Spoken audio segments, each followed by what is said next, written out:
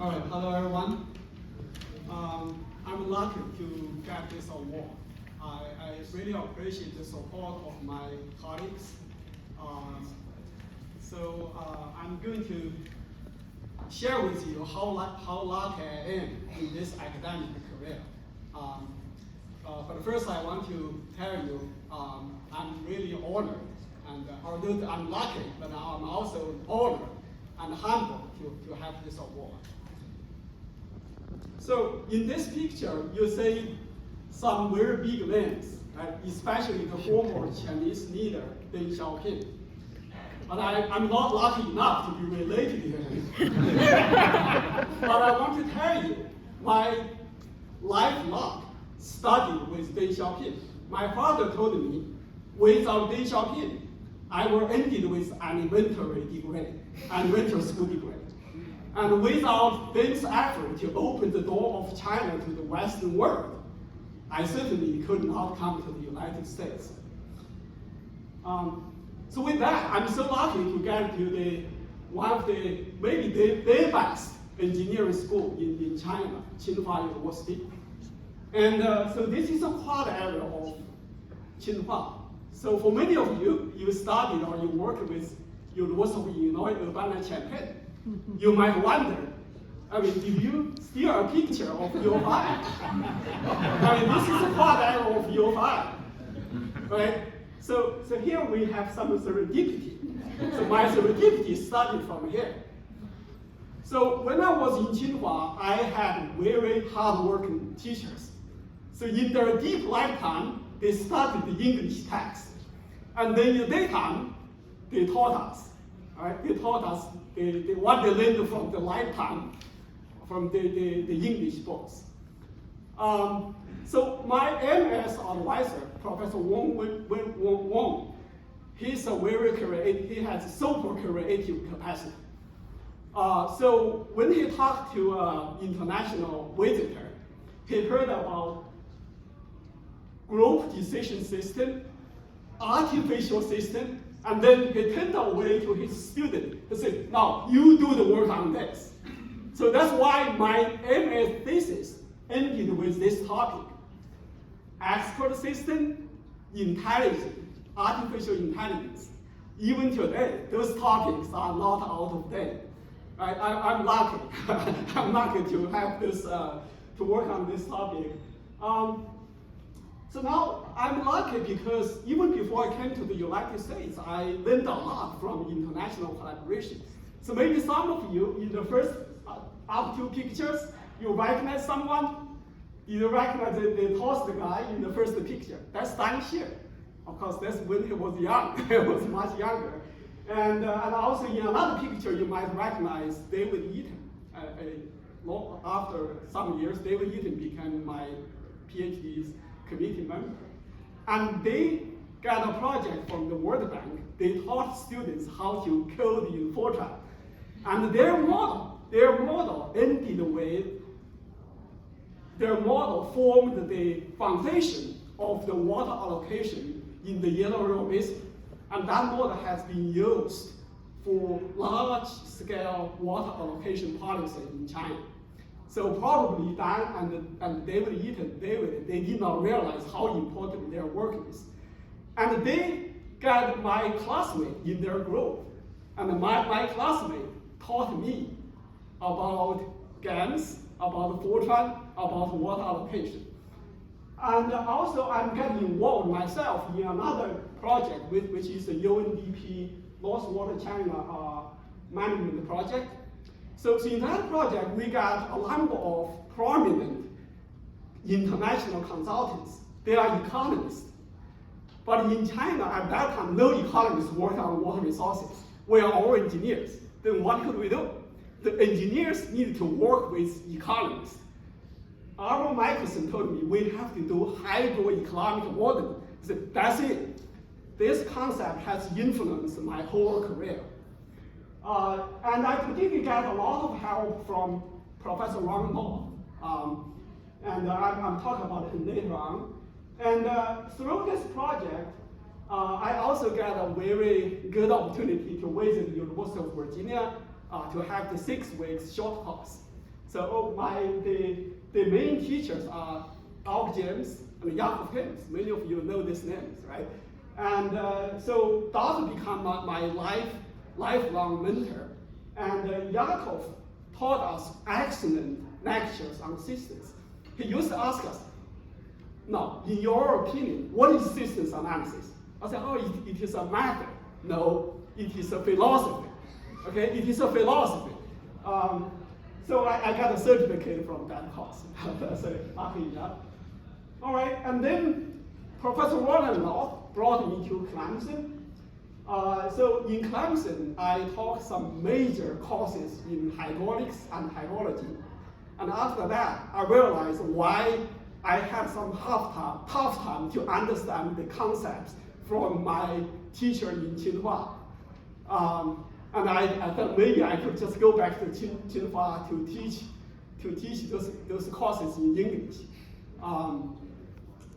And also I got, say, over there you say that's my 10th project with editing from Dr. Julian Hinds. He was my advisor at Clemson. And I really appreciate that. He helped me a lot on my writing already. And then after 1 year, Dr. Ronald introduced me to my advisor in UT Austin, Danny McKinney. And I also I got help from a wonderful PhD committee. And so I really appreciate then he suggested me to work on sustainable water resource management. So what is that? Because around that, sustainability is it's a new word.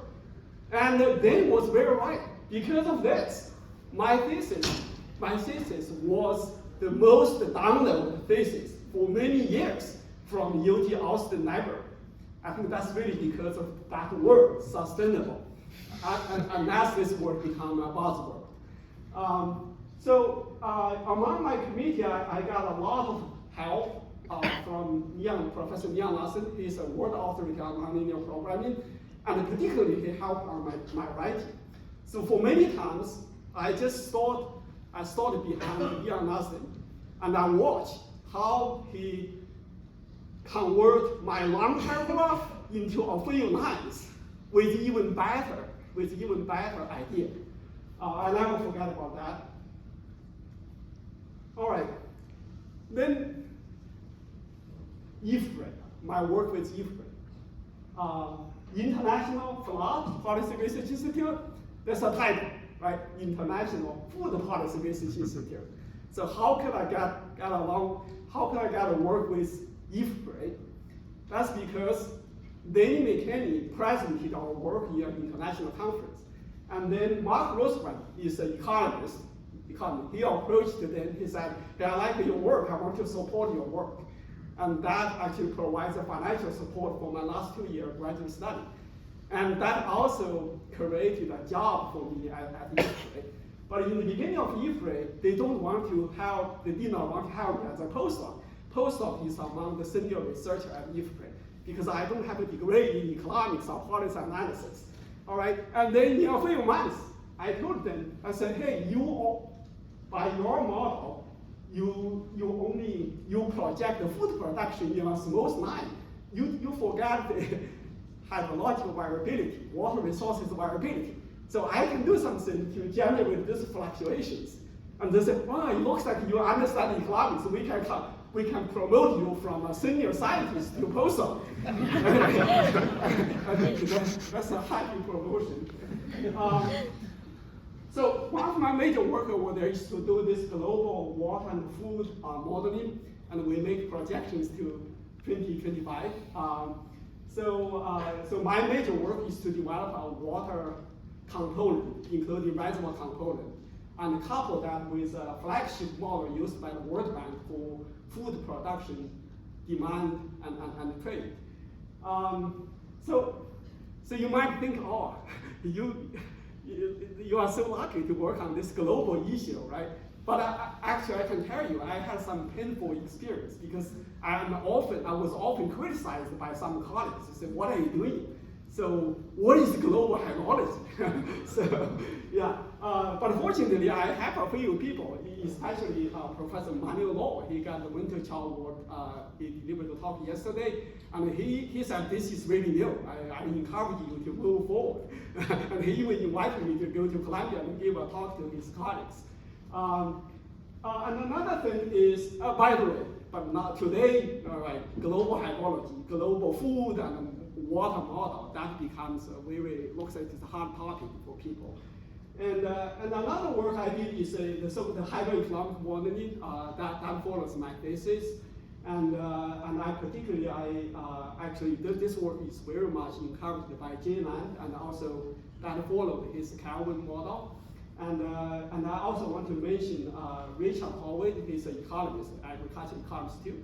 Richard Howard is the first person I lent data money. Can you imagine that? In early 1990s. In early 1990s, I lent data money from an economist. Richard Howard is famous for positive optimization and maximum entropy. Just give me a few reasonable samples. I can give you a reasonable production function. So actually, I benefited a lot from his experience. All right.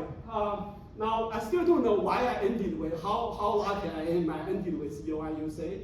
And so when I joined the department, the department head, Yves Jones, he invited me for lunch. He told me his famous three drawers of papers. Paper under review, paper under revision, and paper under preparation. He said, you cannot make any of them. If any of this is empty, then you are in danger. Always try to have something in any of these drawers. So this promoted a lot of my papers with my students. But today I'm thinking about, do I really just work on papers or not? Anyway, so this is just some kind of additional thinking. And of course, I have benefited a lot from the Hydrosynthesis magazine by pioneers, colleagues, and wonderful students and postdocs. So actually, you can see this diagram. This diagram shows systems review of hydrology and water resources engineering. I found this in an old book folder prepared by Professor Winter Chow. And he put this diagram in a conference paper in 1976. Look at this work, hydroeconomic modeling. And then I figured out why I ended a job at EWRI. That's probably another serendipity. I told some of you, many of you, I struggling for proposals because my colleagues told me, although we have you, but we know you will not be able to get funding.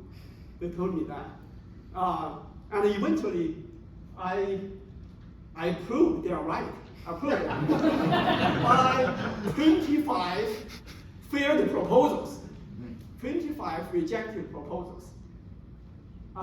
Until Bruce Hamilton becomes the director of environmental sustainability. So how lucky I am, I got the first career award from Bruce, the first career award from that program.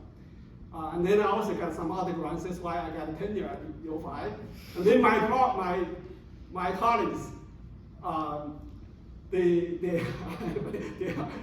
they are happy. But I also say you're right because you have farsight vision about the research. Anyway, they are right. Okay. So, all right. Now I switch to EWRI next. Okay. I don't know how much I contribute to EWRI, but I'm really benefited from the legacy of EWRI. Look at these pictures. Look at this picture. So we still have, I know, at least Jerry is here. So people are much younger, right? In 1997, this is the first time I attended EWRI Water Conference. I'm the only student. I'm the only student there. And all others, they are my long-term role models, mentors. So I'm just realizing how lucky I am. I show these pictures to my students. And I want to mention Peter Laux, right? So I met Peter at this conference, And then Peter Lux asked, what do you study? What do you do? I said, what? I got stuck with this question. I got stuck. And for many, many years, until now, I have always been asking myself, what research? What do I do? What do I study? All right. And then I really want to, our group will publish many papers, but I want to say I should give credit to editors and reviewers. Thank you so much. I know among the audience in this room, many of you have reviewed our papers. I want to tell you a story. So in 1995, I was so anxious for a paper submission. I put a manuscript together and submit that based on my master thesis, and submit that to Rick Palmer. He was an editor of Journal of Water Resource Planning and Management. And after about 1 week, I read the paper again. I found many, many typos. I realized I was still anxious. And then I wrote to Rick Palmer and said, I wrote him an email, I said, sorry, I have to withdraw the paper. And I really apologize to Professor Rick Palmer. And I know he talked to Danny McKenney, so why did your student withdraw his paper? And then said he's probably not ready. You know what? This is a paper, I showed you this paper. And I withdrew the paper. I worked for another 10 years on this paper with Neil Austin and ERWRI magazine. And finally, it was published after 10 years. So I have many mentors I already mentioned, but I still want to mention a few people. Richard Vogel, you say that's Lapkin. So Richard, when we had dinner or breakfast together, he always wrote on the Lapkins. So this is a Richard equation. He basically write on a Lapkin. So I really appreciate ERWRI to nominate me for this award and his introduction. 7 years ago, EWRI has a conference in Cincinnati.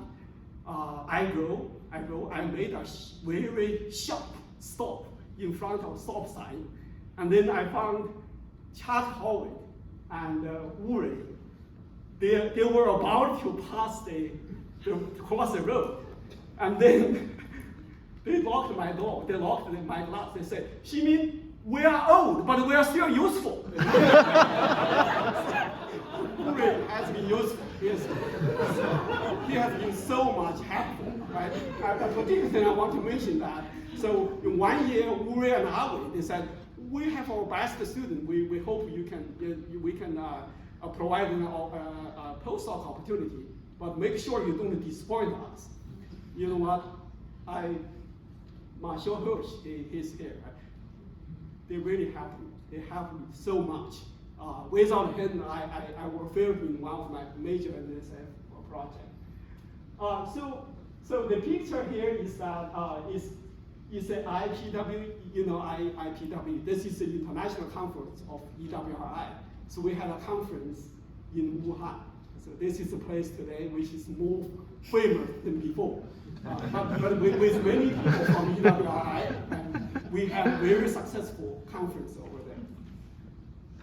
All right, so I don't have much time to talk about research, but I really want to highlight you a few things. I mentioned hydroeconomic modeling. I also mentioned the global water and food modeling and analysis.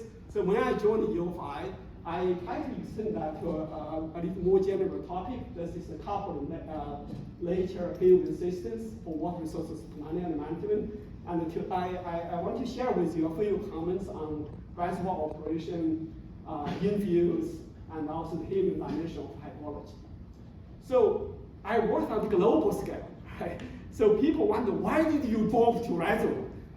Right? Why did you just keep working on the global stuff? And then you might be more famous. But we all know reservoir is the fundamental, it's the basic unit for water resource systems analysis. It's the major infrastructure for water use, and also it's a major human interference to hydrologic processes. So we work a lot on the hedging rules. We started from an economic principle. We say the hedging rule principle is a marginal benefit.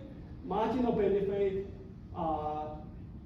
should be equal to the marginal benefit of the water release, water used for now, should be equal to the marginal value of carry storage, the water used for the future. For economics, that makes sense, right? But recently, we found actually we should extend that to marginal risk tolerance to utility loss. And this item should be identical for the present use and future use.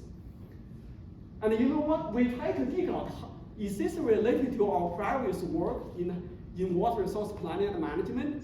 We found a paper, Hashimoto, right? I think if you work in water resource systems, you might be familiar with this. Jerry Peterlov's Hashimoto. But what did you cite? You cite for metrics, right? Waterability, reliability. But we found actually the key concept, risk of utility loss, is rooted in that paper. So now we do FIRE, right? The forecast informed reservoir operation. But we also want to know what kind of fundamental insights, fundamental knowledge we could provide to support FIRE, and especially when, where, when, and what kind of forecast can help. Okay? So many of us were working on algorithms to solve simple or complex reservoir models. So in 2013, I got together with Richard Vogel and Ranji-san, and we published a special issue with Journal of Water Resource Planning and Management. The major point we want to show over there is that any of the algorithms, no matter it's traditional ones, very new ones, they are useful. They could be the best choice if your model is appropriately formulated for a particular problem. That's the message I want to share. And also, Martin Law talked about reservoirs. We probably need reservoirs today, even need extended reservoir storage. But we also have some, today you say how we have extended applications of reservoirs for the challenging conditions.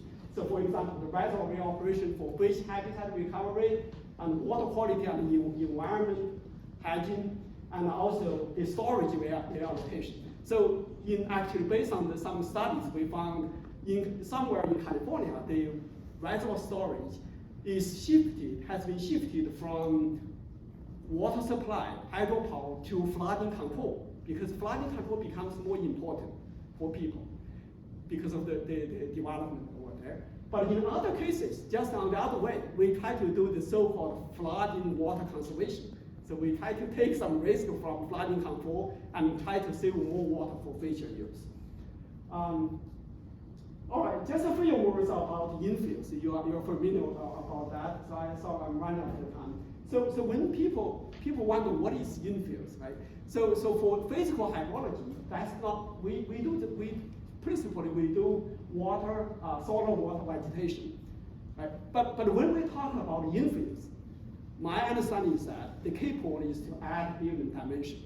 Okay? And from a management perspective, we try to move from a single-centric context to multi-centric concept. And then for that, we got a lot of opportunities for model formulation to work with new technologies, especially the recovery and reuse technologies, and also some complexities with model formulation and model solution. So the human interference, this is something I just included the hydrology area a little bit because I eventually realized if I really wanted to do coupled human nature systems, then I need to understand how human affects hydrology from a long-term perspective. So we did some work on like the impact on inflow, impact on soil profile, groundwater recharge, evaporation. So the purpose is that we want to understand the feedback, because that kind of feedback to a natural system will eventually affect the water availability to a human system. So recently we try to, we using long-term data for about 450 reservoirs in the United States. We try to develop some central, generic, but useful model to represent reservoir operation based on the historical data.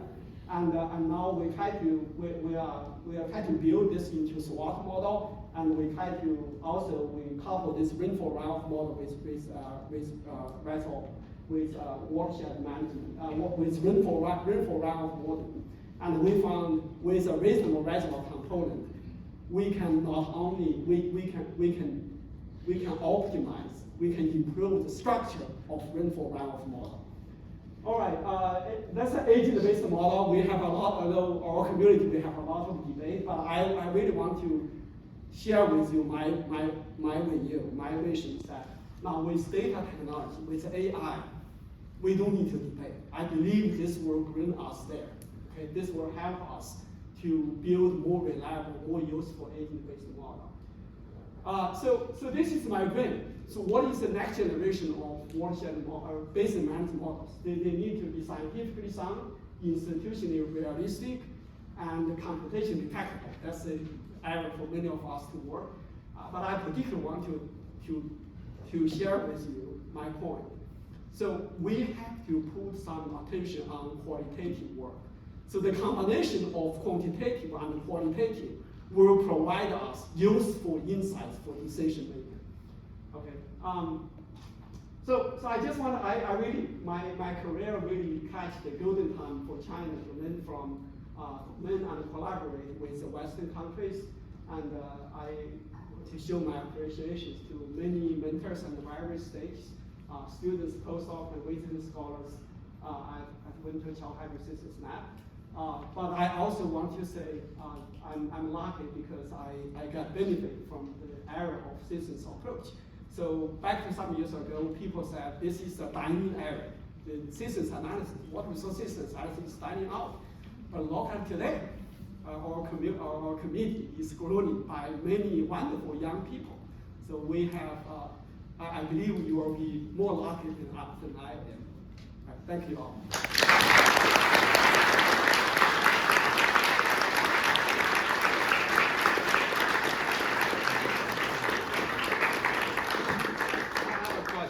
How come you can finish it within 15 seconds of the end time when you had no idea when you were going to get to start? I got help from my students. I always got help from my students. Good job. We'll take one question. Maybe we won't take one question. I told him, he kept saying, I've got to leave time for question and answers, and I said, you'll answer all the questions. There won't be any questions and answers. Oh, there's one. So what's next for you? What's next? An easy one. Yeah. I'll start with that, right? So, I mean, our community, we heard about the debate of the so-called social hydrology, systems analysis. I showed you my dream model. I hope we could contribute to build something which would mitigate the debate, which means it's a tool which could be used for both solution exploration and scientific understanding. So I hope we will. I still want to work more on that. Thank you. Well, I want to thank you for a vision of what it took to live a wonderful and successful career, which is not over, and throwing in at the end some vision of where we're going and what we need to do. And it was wonderful listening to you're going to the 97 conference and being inspired by people. And now you're the one inspiring people. So thank you very much.